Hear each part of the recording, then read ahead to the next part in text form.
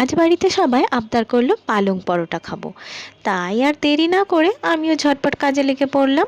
তাহলে চলুন মায়ের ছোঁয়া চ্যানেলে সবাইকে স্বাগত জানিয়ে শুরু করছি আজকের রান্না বান্না। প্রথমে আমি বেশ ভালো করে পালং শাকগুলি বেছে নিয়েছি। এবার পালং শাকগুলি কেটে নিয়ে বেশ ভালো করে ধুয়ে নিয়ে চুবড়িতে আমি জল ঝাড়তে দিয়েছি।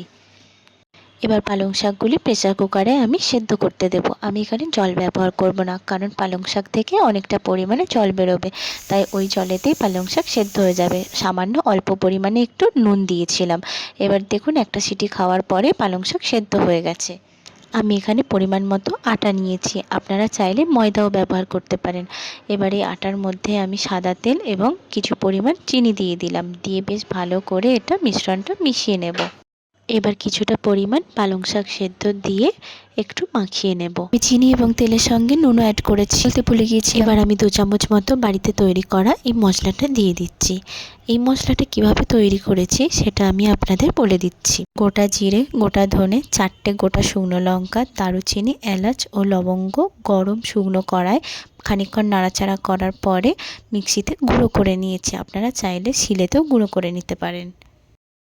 আমি দ্বিতীয়বার পালং শাক সেদ্ধ অ্যাড করেছিলাম, তাই একটু পাতলা হয়ে গিয়েছিল ডোটা, তাই আমি কিছুটা পরিমাণ আটা গুঁড়ো দিয়ে আবারও ভালো করে মাখিয়ে নিয়েছি। আমাদের ডোটা মাখানো রেডি হয়ে গেছে। এবার আমরা উপর থেকে সাদা তেল দিয়ে গায়ে ভালো করে লাগিয়ে নিলাম, দিয়ে 30 মিনিটের জন্য রেস্টে রেখে দিলাম। 30 মিনিট পরে দেখুন আবারও ভালো করে ডলে নিতে হবে। যত ভালো করে ডলতে থাকবেন ততই ভালো পরোটা হবে। আমি এখানে 10 থেকে 15 মিনিটের মতো ডলে নিয়েছি। এবার দেখুন সব লেচিগুলি আমার কাটা হয়ে গেছে। এবার কড়াইতে তেল দিয়ে গরম হতে দেব, ততক্ষণে আমি পরোটাগুলি বেলে নেব। দেখুন ঠিক এইভাবে পরোটাগুলিকে বেলে নিতে হবে।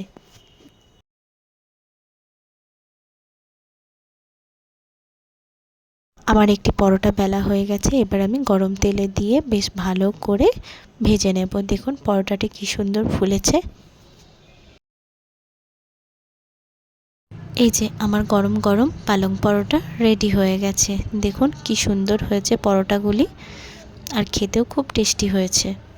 দেখুন কি সুন্দর নরম হয়েছে। ভিডিওটি ভালো লেগে থাকলে মায়ের ছোঁয়া চ্যানেলে লাইক, কমেন্ট এবং সাবস্ক্রাইব করে আমাদের পাশে থাকবেন। টাটা।